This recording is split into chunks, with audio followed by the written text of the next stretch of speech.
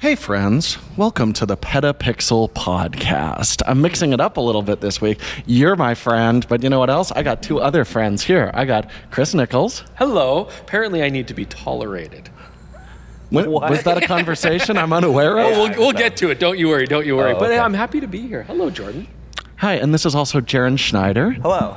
My editor-in-chief. And we've mixed things up a little bit because we're in LA right now. Technically Burbank. Burbank in the Sigma Castle. Yeah. We're actually in the headquarters, the Los Angeles headquarters of Sigma, and their studio is a castle. It's pretty cool. Yeah. Like it looks like a medieval times on the outside. Yeah. Apparently, this is a former studio, car garage. It's a very cool space. Yeah. So we're happy to be here. And why are we here? I mean, why would we be in Sigma's headquarters? Well, because they just dropped a massive announcement, an entire series of new cinema lenses designed for video from the ground up. These are not rehoused photographic lenses. So we were lucky enough to talk to Kazuto-san again. Have to say, you guys want to keep stay tuned because the interview with Yamaki-san is always fantastic. I mean, look, I love a lot of the Japanese CEOs. They're all wonderful people, and some of them are very cool and very neat in their own way. But I mean, none of them answer questions except for Yamaki-san is just so cool and he's so great in an interview. So you definitely want to check that out. Yes, it's a really good interview. Yeah, he will be sitting here, and the reason I'm not in that interview is because I forgot. Yet again. On our travel thing of what do you always forget? What did we forget this time? This time I forgot my microphone, so that's why I'm on a lav mic. So I will be stepping out, and Kazuto-san will be stepping in with this mic on, so you will be having that for that interview. But Jaron was furiously American Sign Languaging questions at us from behind the camera, so we still were able to convey all the things he wanted to know. Exactly, and did you forget anything on this trip? I did not forget a damn thing on this trip. Neither. I crushed it. Here's what's funny too is I texted them late the night before we left. Don't forget your podcast mics, you vagrants. Immediately forgot my microphone, so that's what I get.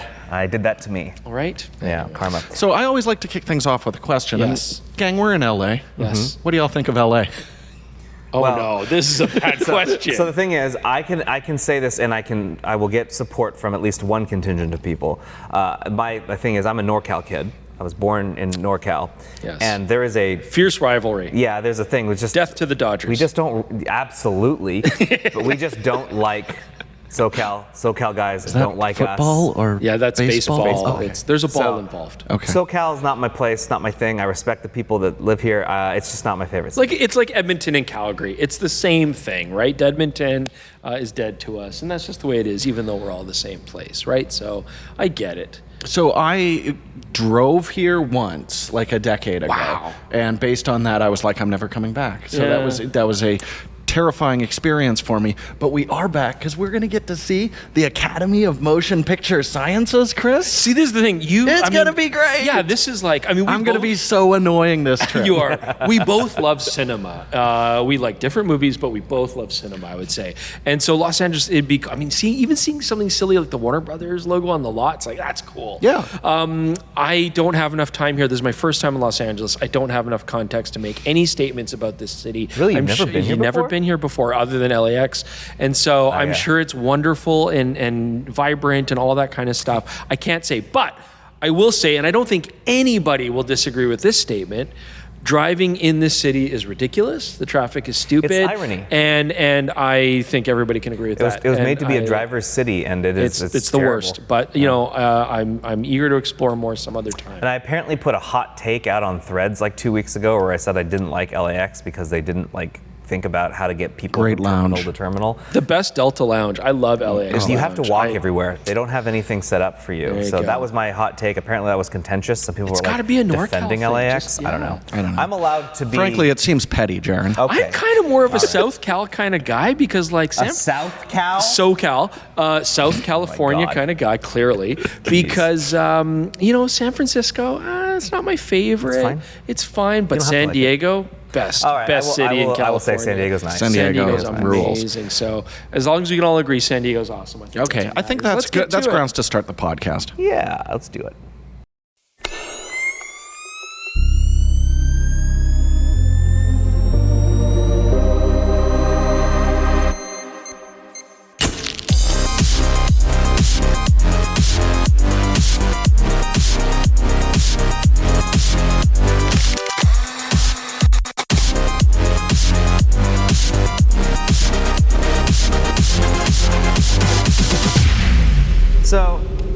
bug on the bottom of the screen is going to say PetaPixel memberships, but we do have something else that we want to call out as a sponsor for this. Yes. Even though it's not really a sponsor, it's just a good place to put it.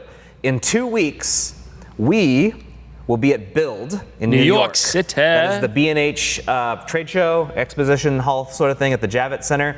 I'll put the full information to B&H Build in the description below. But we are scheduled to be on stage at the photo stage at 2 o'clock, I believe.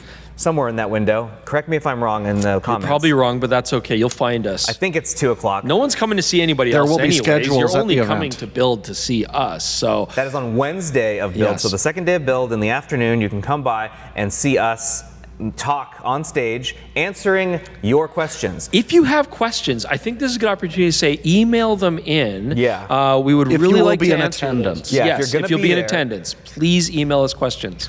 We want to have your questions before so we can make sure that we get to them, but we want to stare you in the face when we Yes. respond to Yes. it. The idea that I tossed out, I don't know if this is going to happen, we'll find out, was that they'd have a microphone that they'd move around the crowd. We'll see. I don't know if that's going to happen. That's the dream scenario. But we want to interact. We want to interact with you, and then we will actually be around to physically interact with you. You can take that however you want. Yeah, after we're done with the podcast, Chris and Jordan are going to sit there for a meet and greet. If Yes. you've always wanted to meet Chris and Jordan, and you're going to be in New York. I will interact with you in a physical manner. He's very fun to be around. So is Jordan. They'll be there. I'm going to have to jump right after the show, so you don't have to see me. But I will be. These two will be there. That'll be great. So that's half of this. The Yes. other half is you should get a PetaPixel membership. Yes. Tell them why, Chris. It's really cool because it's like a fan club, but a fan club for PetaPixel in general. So we send out like secret decoder rings. We don't do You that. get free barbecue sauce. do We that either. send you our used underwear. We really don't do that. Oh. Am I messing this up? So one of the big perks for the membership is you might notice like the scale of our show just keeps on expanding. We're in cool locations. Right. And it's not always because we're invited on press events where they cover flight and so like this We- trip here we pay is for coming these out trips. of those sweet dollars that you're kicking in with It the does help a PetaPixel lot. membership that enables us to do a better show in more compelling locations like this lovely space right here. But you know, it's not just so you can make our lives a little bit easier. You can make your own life a lot easier That's by not true. having to look at those damned ads. Yeah, if you go outside, there's a billboard over there. There's an ad. You can't escape that. It doesn't You're have just to be trying sit at home altruistic. and scroll through petapixel.com and it's ads, and you can't get away from it. If you're the could. selfish type, which we love because we all are, you can also get discounts on the merch store, discounts on other You websites. get money to spend, like Yes. straight up dollars to Yes. spend at the Moment store when you become a member. So don't, if you're generous and you're giving, we love that. But if you're also like deviously selfish and you just want things for yourself, you'll also do yourself a favor here. And the thing is, it's not even expensive. It's less than coffee, which is actually very Especially expensive LA these days. coffee. But anyway, dude. it's $3 a month or $30 a year to become a PetaPixel member, and that is so little to help us so much. But I will trade my underwear for flights. I will. I'll do it. I don't care. And it's got holes in it and stuff. Like I what? can't. I should stop giving him the microphone to talk about You memberships. threw to him. Yeah, This was your that's my decision. fault. I did get my this to own me. microphone. Nobody So, gives me. if you could consider a PetaPixel membership, we'd really appreciate it, and we will see you in 2 weeks at Build. Hopefully, we'll see you all there. That'd be all right, great. let's move on to the news. All right. We'll start with a bummer. Great. Yeah. Perfect. George E. Smith, the co-inventor of the CCD sensor, has sadly passed away. Yes. So, George Elwood Smith played a pivotal role in the development of digital photography. Passed away last week in his home in New Jersey at the lovely age of 95. So he lived a nice long life. So I mean, I think the thing here is there was this stretch where it was all like the film technology. You'd hear about like, oh, the person who invented this older film technology. But now it's yeah. coming for digital. Yes. So all the people who made Yes. the massive changes, like Photography's old. the charged coupling device was Yeah. basically the start of digital photography. So Good old charge couple devices, which are super popular now. Everybody wants them, because they use more battery power and they have interesting color, supposedly. I was saying there will be a procession of like all of the very young photographers who are Yes. fixated on CCD sensors right now. I am truly sorry for your Break out loss, your compact young- point and young shoots in folks. honor of this man. But yes, absolutely. well, I mean the LSST camera is entirely CCDs too. Yeah, it's fascinating. So that's a thing that's Do real. you think he heard that? Just like, the ultimate CCD camera. I hope so. I hope so. From too. 2 different manufacturers. So here's something that was written by Jeremy. Without the CCD sensor, it would be impossible to say with confidence that digital photography would be anywhere near the technological level it is now. While they've largely vanished from mainstream digital cameras, nearly all of which sport CMOS now, CCD sensors remain in use in deep space photography, medicine and science, and other specialized applications. Smith and his co-inventor, Boyle, were remarkably vital to the birth and development of digital photography, an honor for which they won the Nobel Prize in Physics in 2009. There you go. What was your last CCD camera? Do you have any idea? I know you've owned a few of them, Chris, because we were talking about It's probably that FinePix point and shoot that I have, because by the next time I bought a camera, it was the Rebel XTI. I think that was CMOS. I have an Olympus stylus sitting at home. I did have a Nikon D70, which I believe was CCD.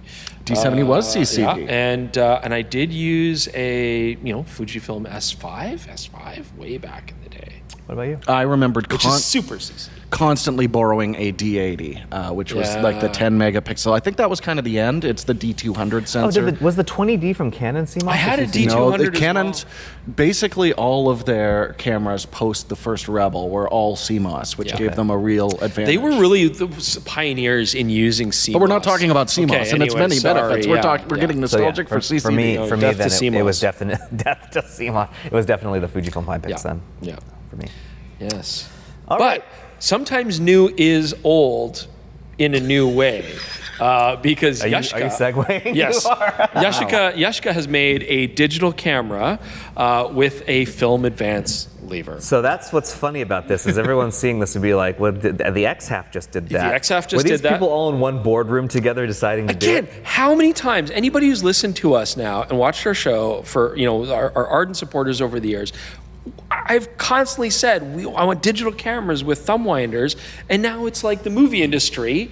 Lo and behold, when one good idea comes out, everybody jumps on board. So this will be the year, I predict, for thumb winders on digital cameras. These were weeks apart, so there's absolutely weird, no right? way that this is a piggybacking on another idea. They all get together. Maybe just like one company opened up in China that produced thumb winders, and everyone jumped on it immediately. It's easy to do, and it's going to be incorporated, and we're actually going to play with this camera. It's kind of interesting. This it has a viewfinder. No, it doesn't. This is it's It's ridiculous. got a piece of plastic there instead. Yeah, it's going to drive me crazy. So this is the Yashica FXD, which is actually the same moniker for an original Yashica SLR, film SLR. And it has a black panel that looks a lot like an EVF or an optical viewfinder. I'm going to stick my eye up to this piece of plastic constantly. It's going to drive me crazy. Plastic wasn't the word he wanted to use there. Yes, I wanted to use a different word. Are you kidding me? Look, okay, so Jaron, can you please put that overlaid on the pod at this moment? Sure, yeah, I'll show you guys the picture I just showed Jordan. Look, we played with the Yashica City, and it is what it is. And Yashica, the name, whoever the company, it's they're trying to make these new compact digital cameras. Look, I'm all for anything which is different and exciting, so I will give it a fair shake and see. But you are reliant on a back panel, which of course you know how much I love that. I don't know, we'll see. Here's the thing.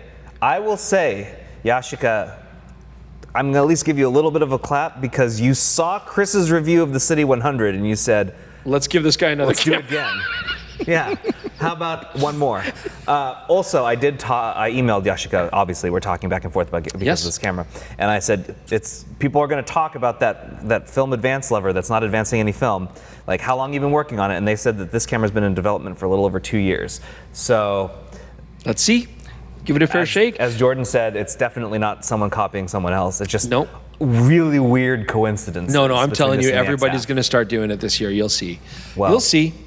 But like what is neat about it, like the styling does look like an SLR. Like they are trying to keep it pretty. It's got command dials, and we'll see. There's 2 versions of it. We're only looking at one. So the one we're not looking at is called the FXD 100. Yes. And that's a 13 megapixel with a small 1/3.06 sensor, which is smaller than tiny. most smartphones. Isn't that the same as the City 100? Maybe, I don't know. You would know. That was a 13 megapixel But that sensor. comes with a zoom lens, a 25 to 76, while the one you're getting is the FXD 300, Yes. and that has a 50 megapixel type 1 over 1.56 With a fixed prime lens. Fixed prime lens. Yeah. So that prime lens is a 24, I believe, 24 f1.8 equivalent. So there you go. It's a little better than the. Well, the we'll zoom see. lens, We'll see. But we're excited to play with that. I mean, look, let's see what the innovation brings. For anyone in. who's curious, it is on Kickstarter. We have always a big disclaimer about Kickstarters, so take that information from what you will. But Yes. Yashica is planning on selling the FXD 300, the one Chris will review, for $348. That's discounted off the final MSRP, which will be $550, while the FXD 100 will be $239 on Kickstarter, with the final MSRP being $360. These are dirt cheap cameras. Are they though? Because there's another option which is even more dirtier and cheaper, Which and is that is get the the next original? camera. No, Oh, the the original. next camera. So Lenovo, of all companies, who normally make, PC laptops, have for a long time. I really thought it was coffee makers. Sorry. No, no. That's Lavazza. I don't. Lenovo.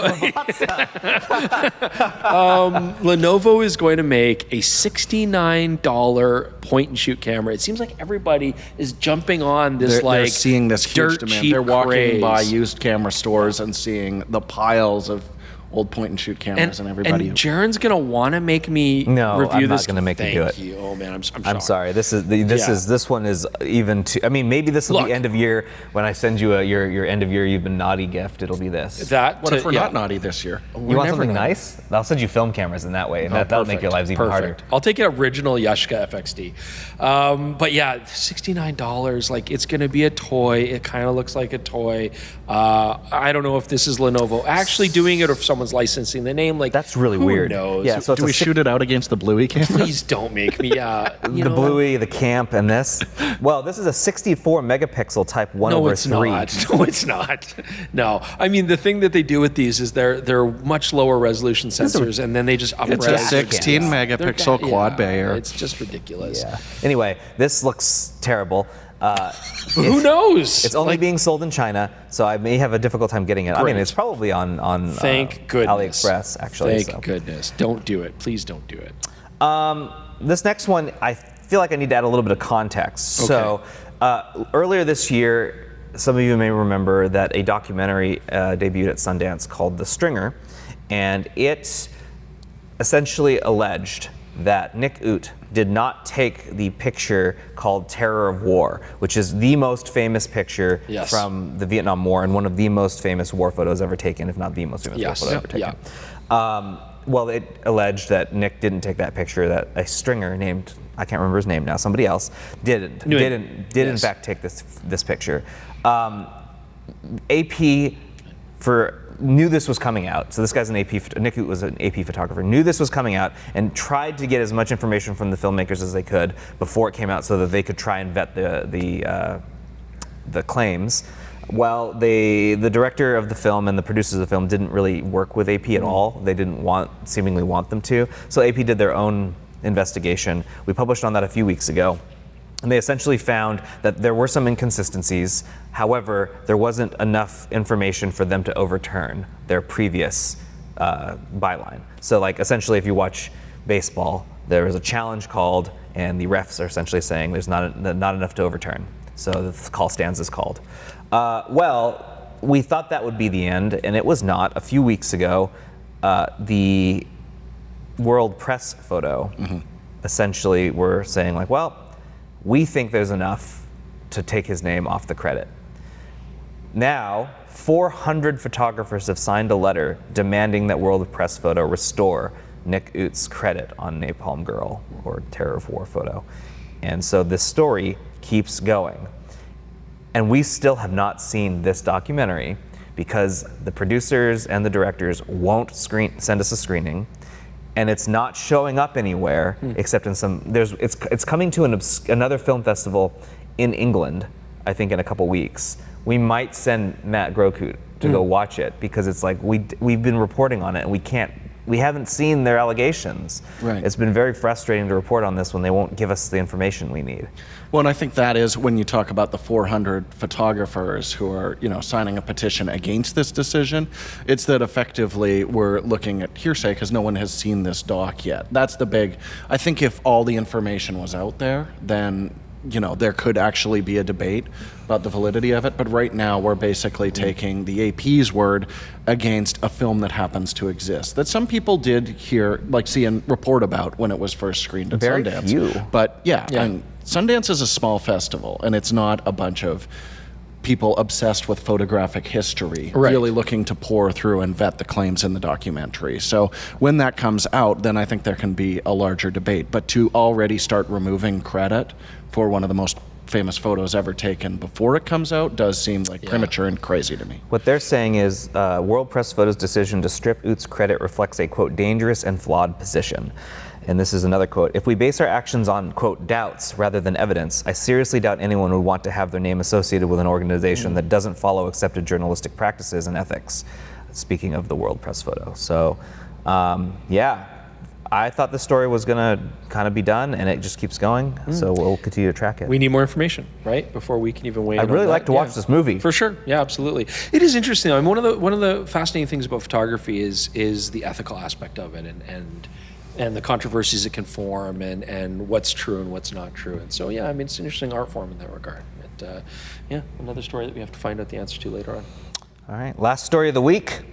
David Lynch, his personal camera collection is up for auction. You guys want to buy some David Lynch stuff? I just want to buy a Lunar. Was it the Lunar or the Stellar? He had one of the Hasselblad hideous monstrosity cameras from that brief window where they flirted with being a luxury brand, and I want that. And I see it. I believe it was the Lunar. It's this one. Yeah, it's the one that was based off of an NEX7. I don't like it. I think that was the Stellar. Yeah, even if it was David Lynch's personal camera, I still don't want it. I hate that camera. You think it was the Stellar? One of them was also based off of the RX.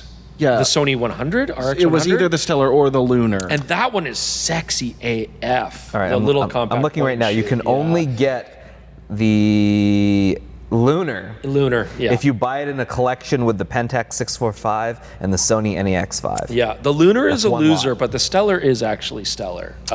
It had a really sexy wood grip on it, beautiful tight. Anyways, David Lynch didn't have one of those as far as I know, so yeah. This bid is currently $3,000. You get his Pentax 645, his... What? Yeah. I want David Lynch's 645. Are you kidding me? His Lunar and the NEX5. You get all three of those for... Why are these not up into the $10,000? Because I think we've got a little bit time left. These sort of things... That's crazy. They're online bids. Yeah, he had a 5D Mark III, and I think it's going for $2,200 currently. What? Yeah. That's crazy. So I just like to envision him just I would like the Sony camera, but if we could encrust some gems into it, that would make it even fancier and more memorable. It would follow a sort of dream logic. That's wow.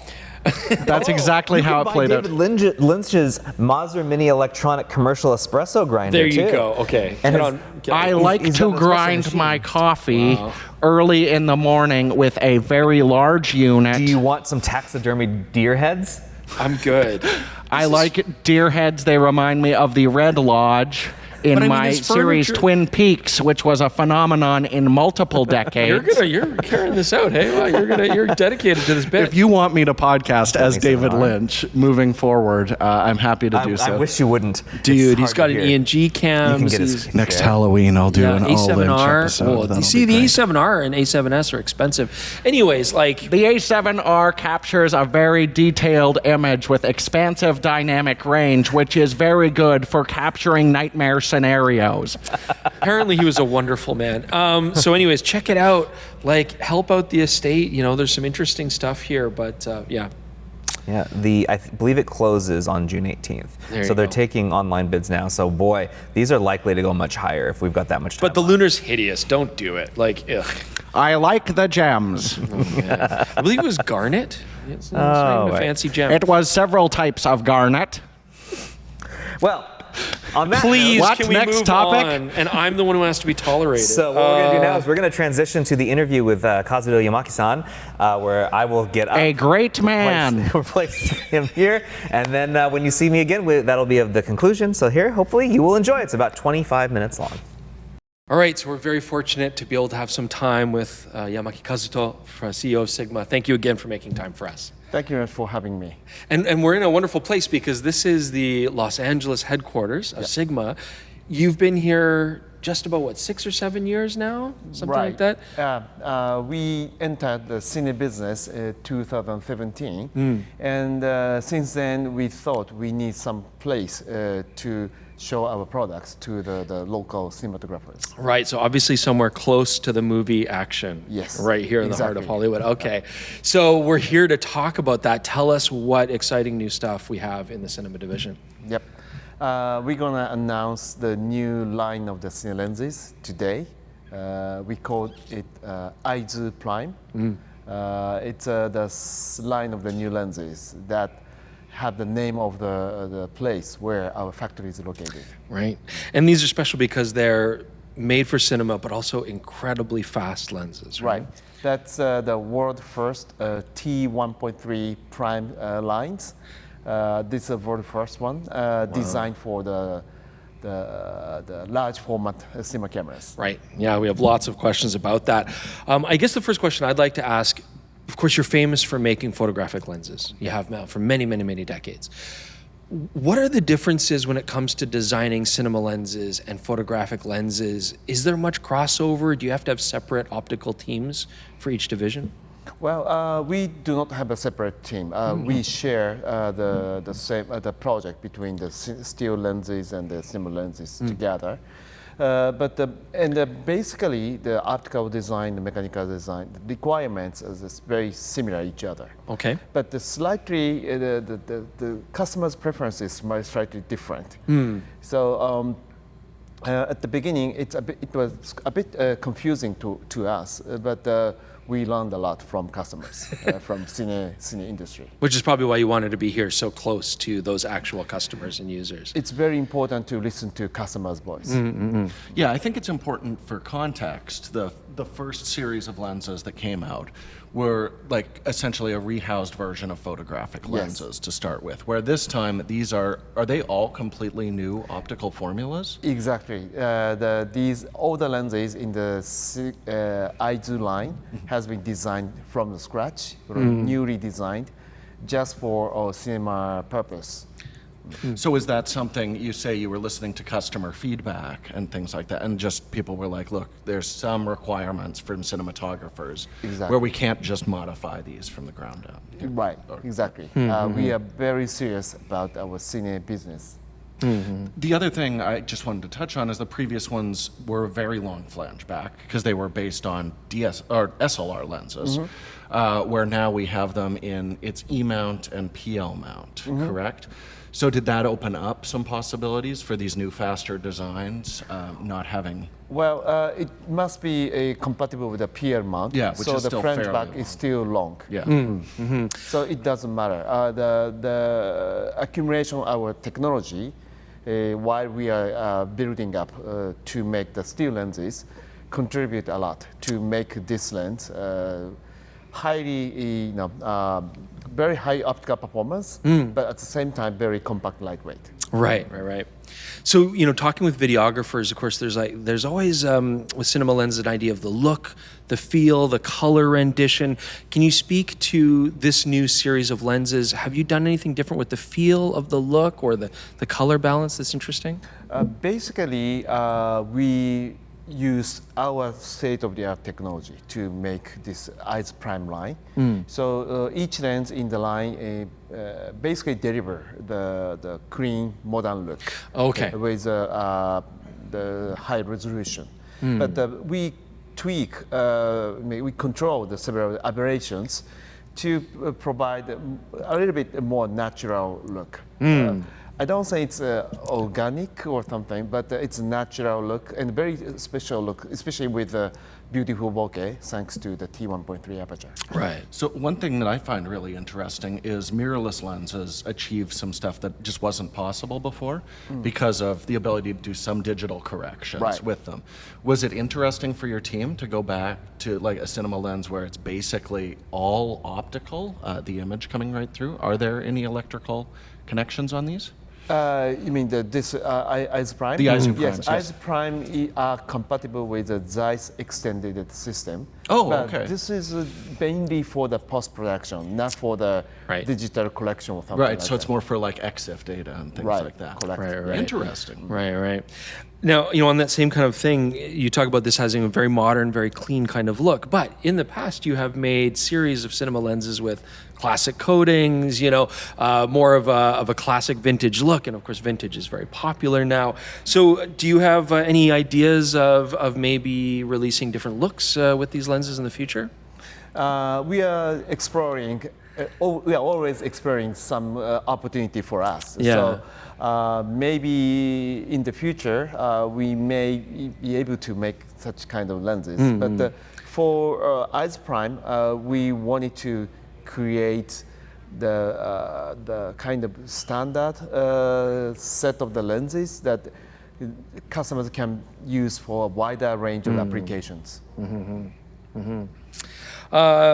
These are surprisingly affordable lenses, considering how amazing they are, and considering how expensive a lot of the competitors' lenses are. Especially at this speed ballpark, Yes, even, exactly. not even this fast. We're talking the fastest series of prime lenses, but also very reasonable in price.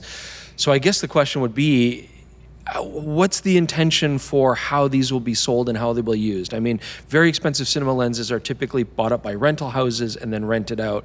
Is that something you foresee happening, or are you trying to price it in a way that people can own and operate their own lenses themselves? Yeah, actually the both. Of course, we'd like to work with a rental house. They are very important for the high-end feature film makers. But also, we'd like to appeal to the owner operators. Yeah, I feel like this prices in a way where a whole set is not completely out of the realm of possibility to purchase. We can provide such a high-quality products at an affordable price because we produce most of the components by ourselves. Right. We can control by ourselves. We were lucky to see that just a few months ago. If we source from the suppliers with such a small volume, it should cost a lot. But we formed a small team and in our manufacturing, our factory. Actually, our factory is relatively big. We have nearly 2,000 people work at our factory, but we formed a special team to produce the small batch of the products, and then we assign them to produce this Aizu Prime. One thing I was really curious about is, because these are all brand new optical formulas, like I hear a 25 millimeter T1.3, I start thinking like that would be really cool for photography as well. Is there any possibility that some of these formulas modified again could find their way into photo lenses in the future? You can use for photo I could, yes. because it's compatible with some mount, like an E-mount. But probably it's quite challenging to implement the autofocus.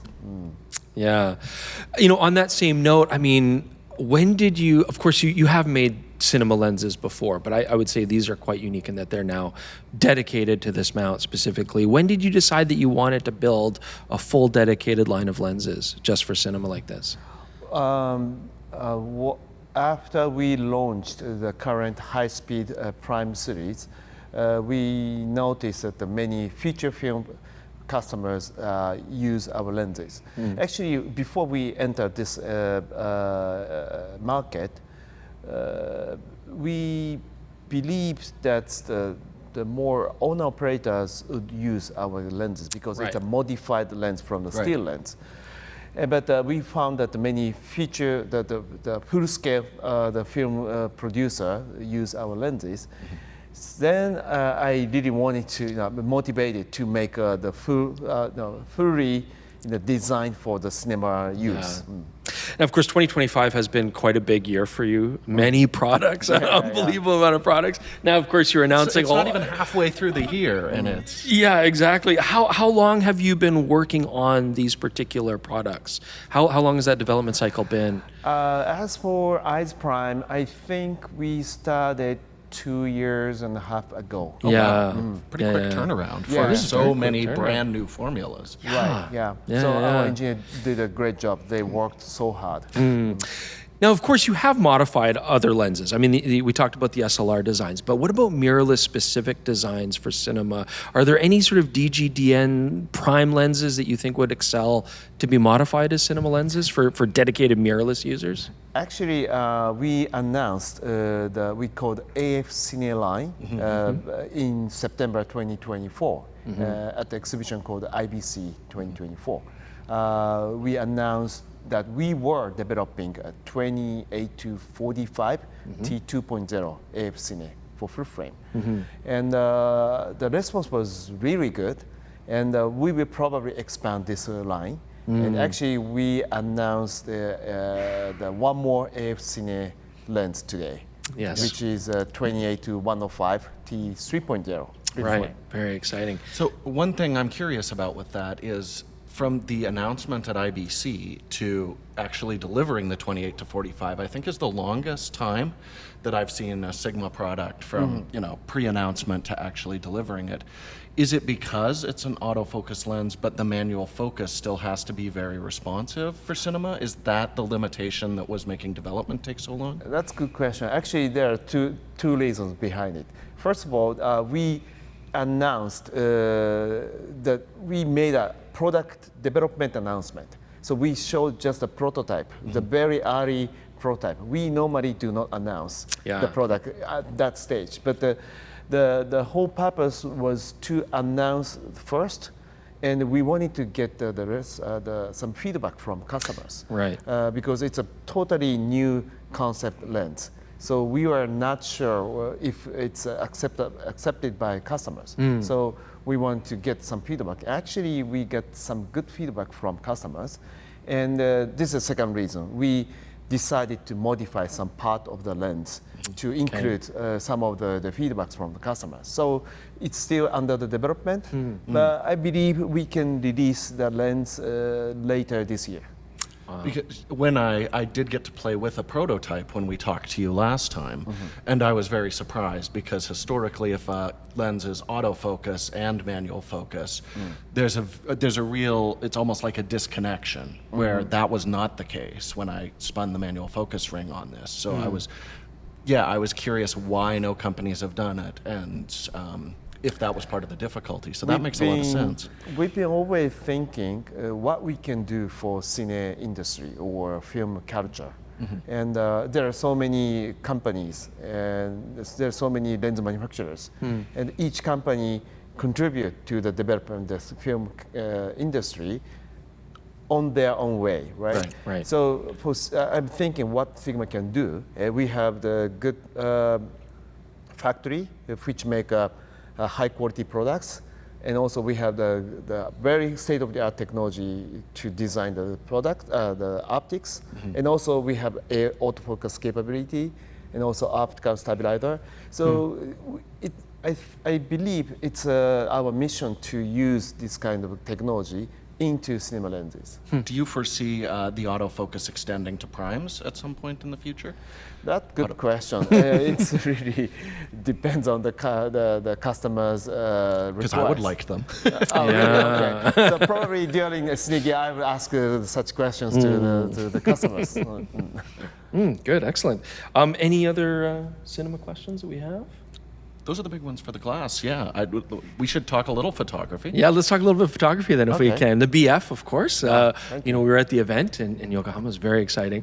Tell us, with the BF, how has it been meeting expectations so far? Now that it's been on the market. It's beyond my expectations. Really? Yeah, because it's quite unique camera. Yes. And quite different from the rest of the cameras in the market today. So I believed that the response is quite mixed. Right. Some positive, but I was expecting some negative response. But surprisingly, most of the response were quite positive. I mean, it is an interesting camera, and there was a couple features on it that we noticed after using it that weren't really talked about in the presentation. I mean, the focus was rightfully so on the design, the styling, right? It's very unique kind of look. But why does the Sigma BF autofocus so well? Yamaki-san. Thank you. I need to know. It was quite shocking using it. It wasn't mentioned at all, and then we started using this, and the face detection and everything. It seemed like a huge step The forward. tracking autofocus work. This is things that a lot of established companies have had a lot of difficulty figuring out and coming to terms with. And I honestly, in the FP, the FPL, I know how those autofocus. I expected the Sigma BF to be terrible. How did you do it? Well, there are several reasons behind it. First of all, we used a brand new processor. It's very powerful, so the processor can calculate very quickly, fast, the amount of data. So it helped a lot. Second, we use deep learning to implement the autofocus, like other companies do. Right. Yeah, it's incredible. But I think the biggest factor was that our engineer worked so hard. They knew that the existed camera, the FPO, FPL, didn't get a good reputation on autofocus performance. Yeah. So they really wanted to prove themselves to provide even better autofocus. Yeah, it seemed like such a drastic leap. It would make sense. A camera like the BF, the audience that it's intended for, the way it's intended to be using, the autofocus has to be simple and just reliable. So yes, I was very impressed. And Thank you very much. Yeah, I was very impressed. There is one other thing that actually DP Review noticed that we missed entirely when we were looking at our images from it, which is it's actually embedding a tone map in the JPEGs, so it looks better when it's displayed on high definition displays. And again, this is something that we've been hoping for. Very few companies do this. Yeah, no one does it properly. Thank you very much. Yeah. Why was that kind of kept secret until we discovered it later? We didn't keep it secret, but sometimes it's that kind of delicate, detailed technical matters. Sometimes difficult to communicate. Right. Yeah, I mean, it could just be take a JPEG and look at it on your phone, and you're like, wow, it looks fantastic. It's very interesting, and yeah, I hope we see more of that going forward as well. So of course it was launched with a lot of the beautiful I-series lenses modified to match the styling of that BF, but are there any more plans to make more compact prime lens designs that will match the styling for the BF? Yes, that's our plan. We will expand the I-series more, compact, lightweight, which should be good match with the BF camera. Right. What about the FP? So the FP had some cinematic use cases, absolutely, right? I mean, that was kind of made that way. But the lenses you've announced today, they're not coming out for L mount, right? Just Sony E mount and PL mount. Are there plans to make dedicated cinema cameras maybe that would utilize these lenses in the future? Well, I know that's a big question. Yeah, it's one of my dreams, but our engineering resource is limited. Yes. So I'm not sure if we can make it, but it's one of the wish list in my wish list. To make it like a true dedicated cinematic camera. I'm not sure if it's true dedicated, but actually the technology between the still camera and the cinema camera is getting closer. Basically, they use a similar technology. So maybe in the future, long-time future, it may not be very difficult for the still camera producer to make a cinema camera. I mean, if your engineers can make the autofocus improve that quickly, I'm sure they can make a cinema camera in a couple weeks. But then, okay, well then, how about the idea of making more cinema-forward L-mount cameras? Is that something that we can expect going forward? Well, yeah, L-mount in the L-mount alliance, there's many companies making the system. So I wouldn't be surprised if there's some good high-end L-mount cinema camera in the market. So one thing I wanted to touch on going back to the cinema side of things is you've moved very quickly to establish Sigma in the cinema space. Is that a passion for you specifically? Do you love film? Is that something when you started you were like, what if we tried to get into movies and television? Was that a personal ambition for you or was that your team? Yeah, actually, yeah, I love films. I always watch films, but actually, the real reason why we entered this industry, of course, first we love films, but also we see the opportunity.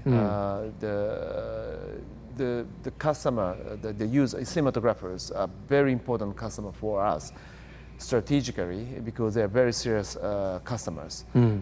Although the market is small, but if we can, have the customer there, it may, influence to the consumer business.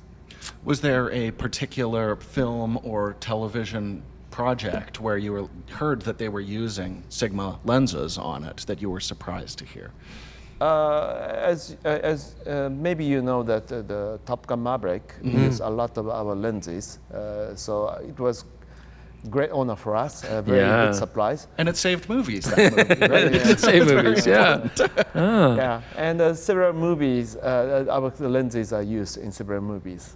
Like, it's not it was not, I heard it was not the main lens, but the Shogun, our lens is also used at the Shogun. Very nice. Excellent. Well, thank you so much for your time, and congratulations on the new series of lenses. And we're excited to see what comes out in the future. Thank you very much. Thank you. That was a pleasure, as always. Yeah, okay. Thank you. Yeah, thank you for interviewing him. He's always a great interviewer. Oh, so fantastic. So I was watching this, he's incredible. We don't give him he's one of the very few Japanese executives that doesn't ask for questions ahead of time.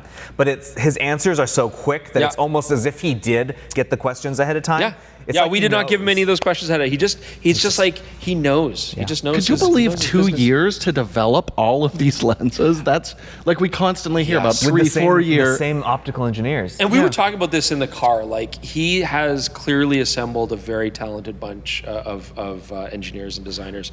And by the way, did you see that other guy he didn't say anything to anyone? There's just one other nice Japanese man. He's the top engineer. Yeah. The top optical engineer. Yeah. He helped design the 24-70, the 35. The original 35. Yeah. The lens that and changed of course, everything. all these new Aizu Primes. So, fantastic. Which actually was one of our questions, right? I was curious, how much crossover is there between the photographic side of it and the cinema? Well, clearly, this designer is an example of how it's just if it's made of glass, I can make a light go through it. He's apparently been doing it for 30 years. Wow. Yeah. So. No, very cool team.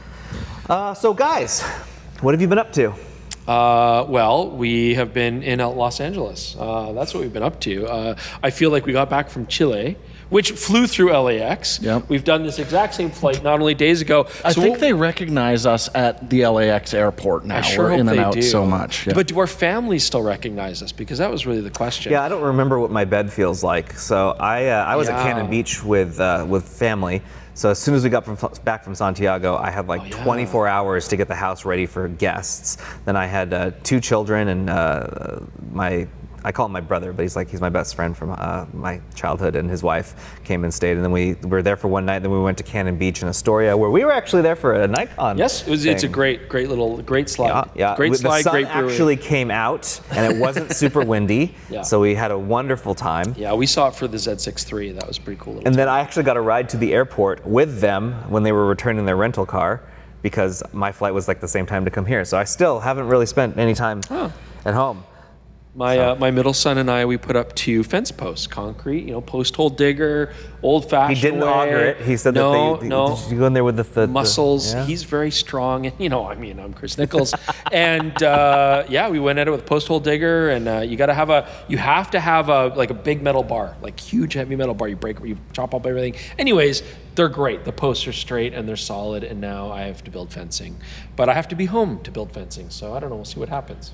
Well, speaking of spending time with your son, my son and I went and we saw the new Mission Impossible movie. Oh, yes. And it's a mess. It's kind of a disaster in a lot of ways. So I have a quick film-going piece of advice for you, which is basically the ending, the biplane stuff and all the advertisements is some of the best action filmmaking I've ever seen, and it's incredible if you watch it in IMAX. So, Right, or on YouTube. buy your ticket, go shopping, have a nice dinner, and then come back 2 hours after showtime starts, and you will get to witness some Just watch the ending. spectacular action and not listen to Tom Cruise say, we can't do what the AI wants. It's going to be expecting that for like 2 hours leading up to that over and over. So that is my advice. You know what I'm going to do? I'm going to See watch it on the biggest screen possible. I'm going to go back and watch like a lot of the old Mission Impossibles because they were great and they were charming and more importantly, they were scripted. Yeah, and they were fun. Ghost Prot is still my favorite. Yeah, man. I'm a Brad Bird fanatic. Ghost Pro. Like part 1 of Dead Reckoning, I told you this. I watched it. I mean, yeah, great action always, but it's almost like it's become the Jackass of Hollywood films where it's like, let's just show some amazing stunts, but like that's all you watch it for because the script was terrible. And as I said to you, like Tom Cruise felt like he didn't even want to be in that movie. He was just angry. Dead Reckoning and is disappointed. Citizen Kane plot-wise compared to the Final Reckoning. So you've totally turned me off from me wanting to watch this. But again, you want to see the end, and you want to see it on a big screen. It's totally worth the ticket price for that. Do you think they used any Sigma cinema lenses on that? Maybe they did in Top Gun Maverick. Yeah. Okay, well, that doesn't really segue us at all, but we're going to move into tech support. Sure. We have some good ones this week. The first one is from Lee. It's a speak pipe. Let's listen in. Hi, Chris, Jordan, and Jaron. Lee here from Vancouver, BC. I'm a Nikon Z8 shooter, and I'm wondering about the new Sigma 300 to 600 f4. Specifically, if there's a way to get a teleconverter with that lens onto my Z8.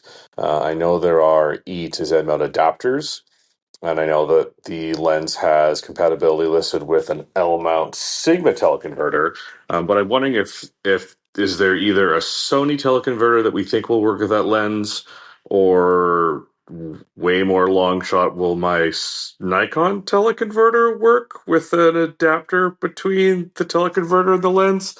Curious to know if you have any thoughts or experience with that. Thanks a lot. Sadly, Lee, unfortunately not. Yeah, I mean, the big thing we're waiting for here, because you can definitely get an E-mount to Z-mount adapter that'll autofocus. We're going to look into this because it does open up a lot of possibilities, but we were told repeatedly by Sigma, do not use Sony or other brand teleconverters on the E-mount version of this lens. It is incompatible with them, and what we still haven't seen, even though the flange back distance could work, is an L-mount to E-mount adapter. And if something like that came out, then you could absolutely do that. I just wonder if that point would even be worth it. You know, if you're getting strange inconsistencies or bad autofocusing performance. But I get it. I get the desire. So many people would want this combination to work, whether they be Sony shooters or Nikon shooters. But you know what? On the flip side of it, it's nice to see L-mount getting a little bit of love and a slight perk over everybody else. You know, like, instead of just being an also-ran, like, oh, it's also an L-mount. No, so there you go. Buy an L-mount camera. All right. So this next one, a little bit of a background. Yes. Several podcasts ago, probably back in February, we answered a question from Richard, who was saying he was having problems with hit rate with his A7R5 and his telephoto lenses.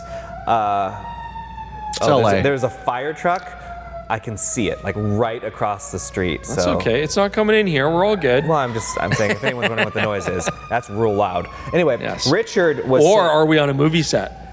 We didn't have enough information for Richard before to tell him like why he might be having some problems. So Richard did follow up. He sent us a very long email and a lot of information and a lot of pictures. Yes. And we want to explain what we think is going on here. Yeah, and look, like, you know, we have, just to preface it, we have noticed some issues and we think we understand now why Richard is having some problems, because we were surprised to hear, like, Sony cameras. He was having issues with making sure that he was getting tack sharp images when shooting birds through trees. And our initial reaction was Sony. And this is with an A7R5 and the Sigma 500 5.6, which is a combo that Chris used very successfully, taking some birding photos. So we want to educate Richard, but we also feel like this is a good teaching moment for everybody. Okay, because it's easy to make assumptions about what a person's doing, what techniques they're using, and I think this is a good teaching moment here.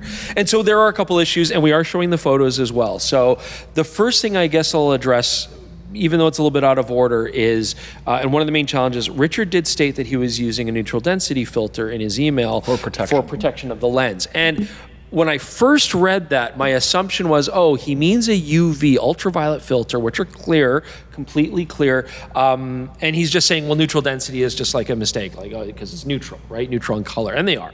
But neutral density filters, for those who don't know, are actually designed to cut light.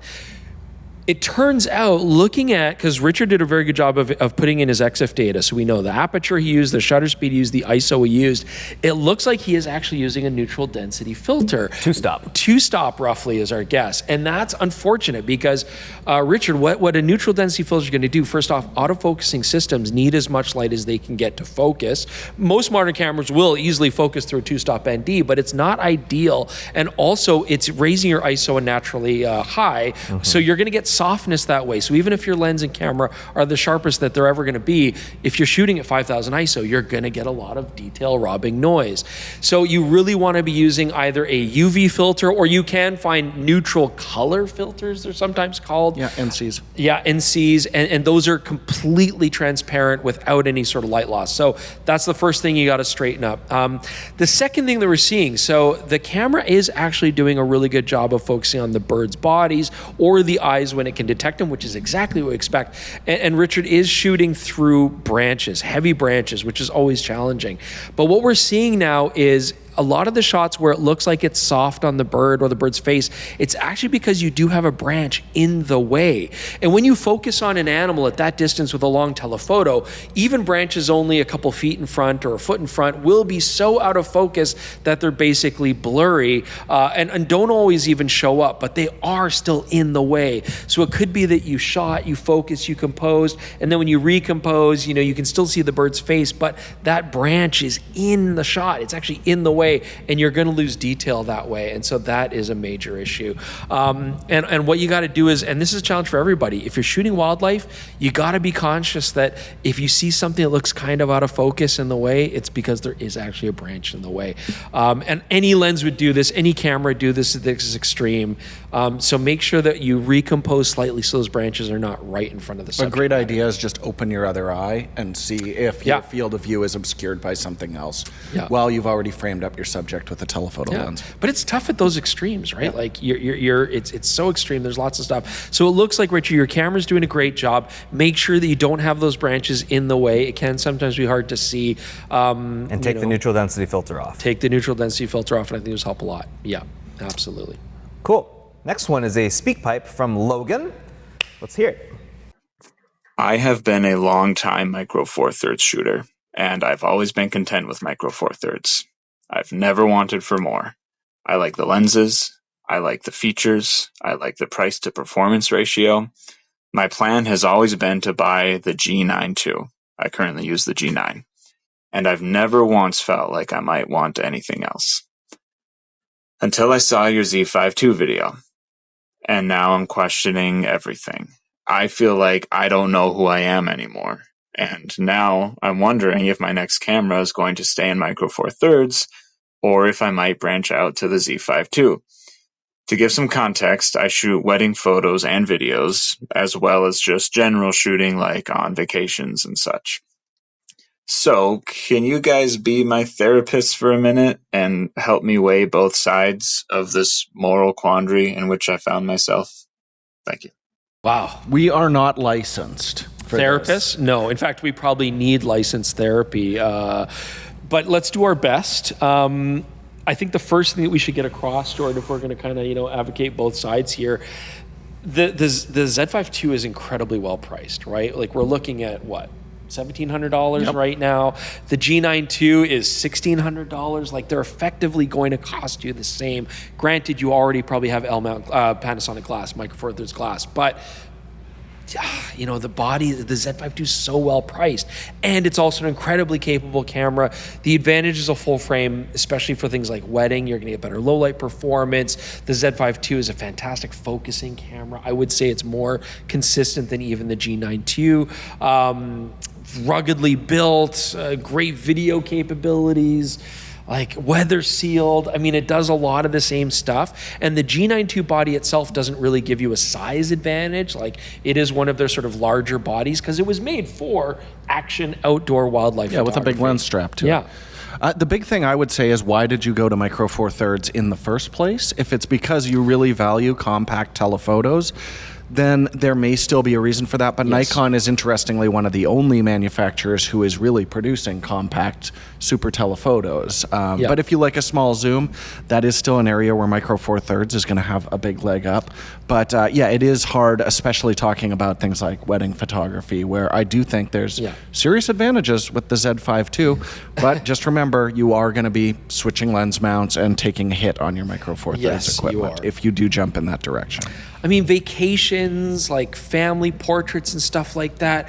I mean, look, I love Micro Four Thirds. I'm a huge proponent of Micro Four Thirds.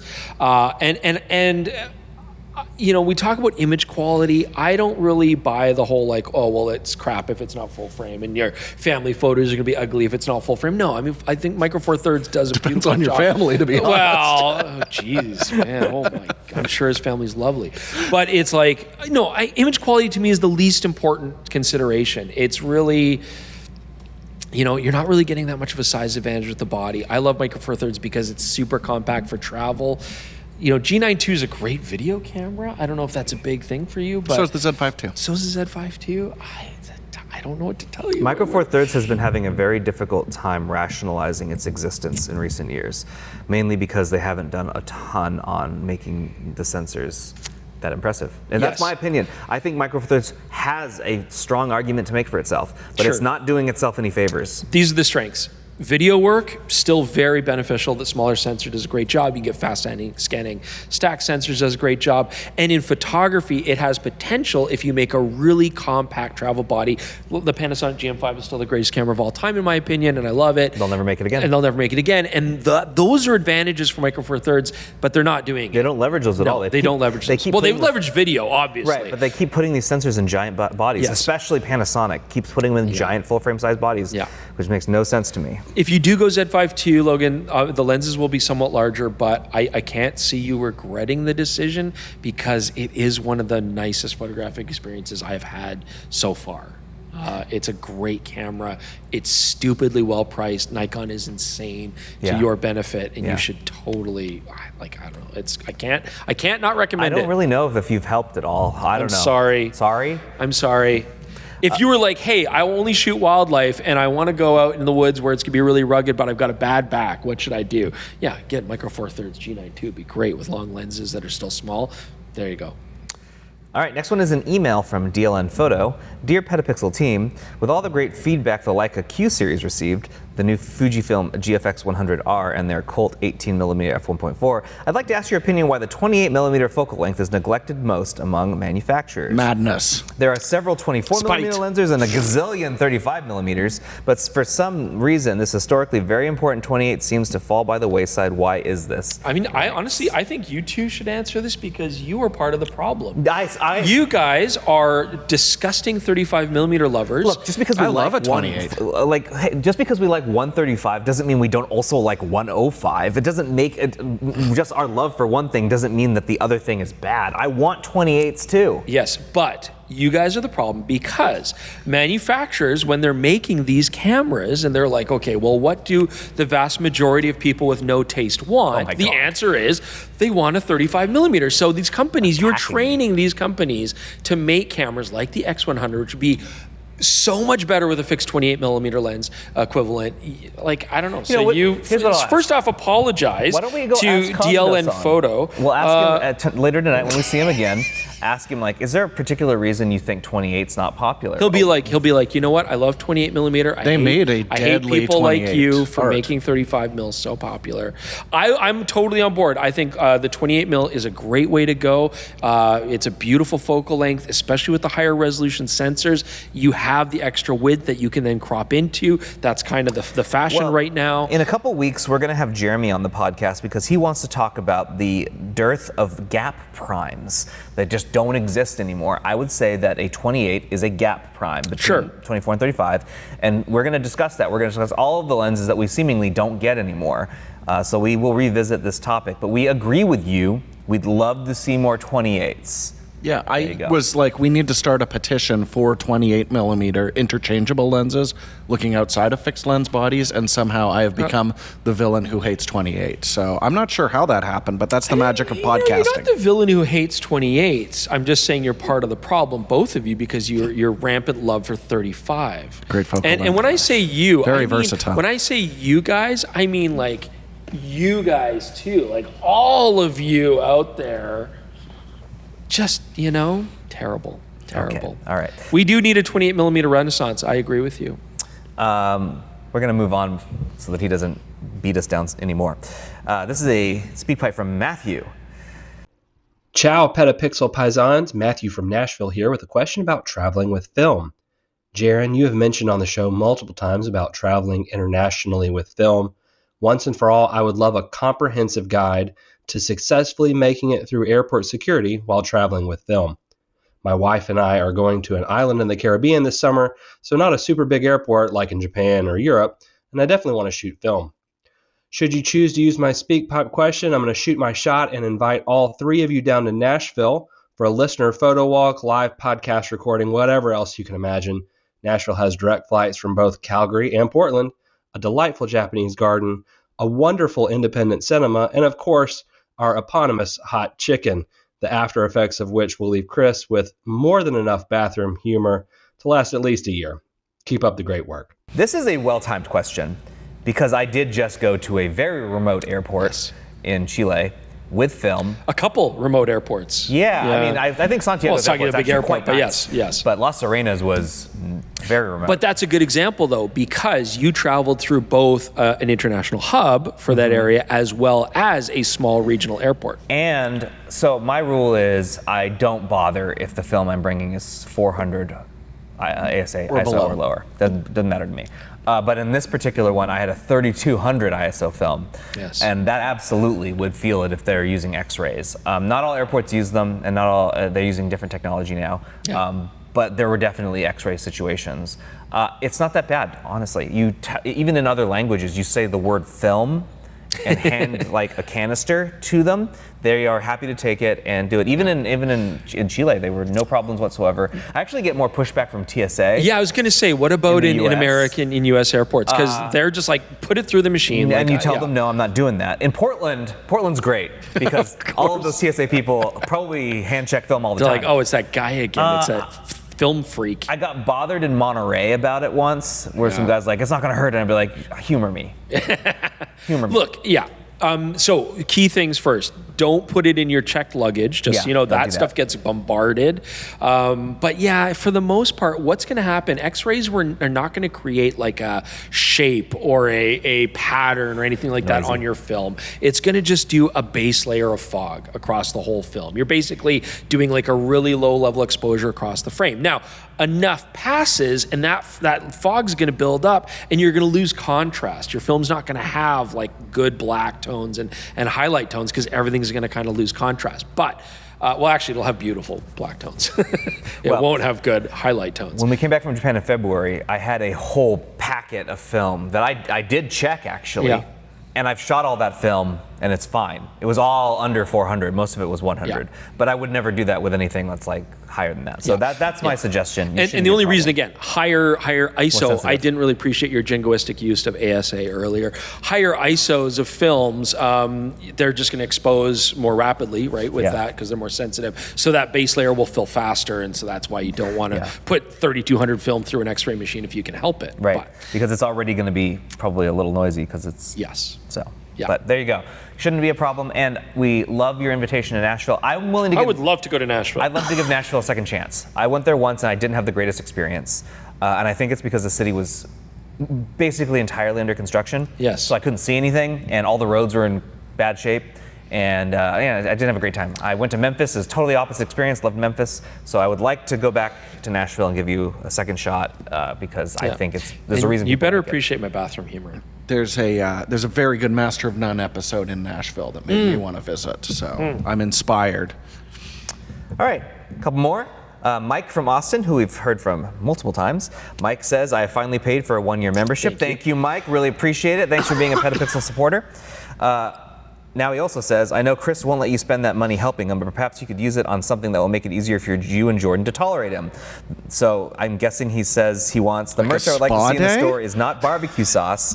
It is a shirt with an image of Chris fishing and the caption, film Chris shooting on location, Jordan, or film Chris fishing on location, Jordan. How would that help you tolerate me better? I'm saying this tees up a future project we cannot talk about in an absolutely enormous way. So I should probably just get this shirt made now for that project moving forward. Anyways, if you're curious in the future, there was a project coming up where it's kind of my nightmare. We'll see. I don't know, but I think you're in the minority there, though, Mike, with barbecue sauce. I think a lot of people are asking for barbecue sauce. Don't encourage him. I'm going to make it happen. Look, he's already going to try and talk to a place in Calgary about it, and I said the only way I'd allow is if they sell it at the camera store. You said the only way you'd allow it is if you have to do zero work to make it happen. And it needs to be on a shelf in TCS. All right, last one is an email from John. We have such a background on food handling. Sorry, go ahead.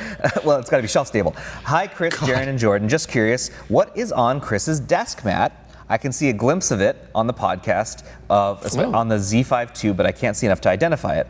And again, thanks for the great podcast and photography info. This podcast was one of the few that I look forward to each and every week. A proud PetaPixel member, John. Thank you, John. It's actually just a photo of my smiling face that you can look down on and just be filled with warmth even when I'm not there. That's not what it is. It's actually the exact opposite. It's a semi-automatic rifle. It's a tech mat with the whole disassembly of the Russian SKS, which was a classic post-World War II semi-automatic rifle in 7.62 by 39. And I did own one. I don't own one anymore. Oh, I didn't even know that. That's nice. So the opposite of me is a Russian rifle. Russian semi-automatic. Well, just like, yeah. All right. Yeah. Feel-good story of the week. South Korea has opened its first public museum that is dedicated entirely to photography. It marks a significant milestone for the country's cultural landscape. It's called the Photography Seoul Museum of Art, and it is a new addition to Seoul's Museum of Arts Networks, and it officially opened on May 29th in northern Seoul. And it is a cool-looking building.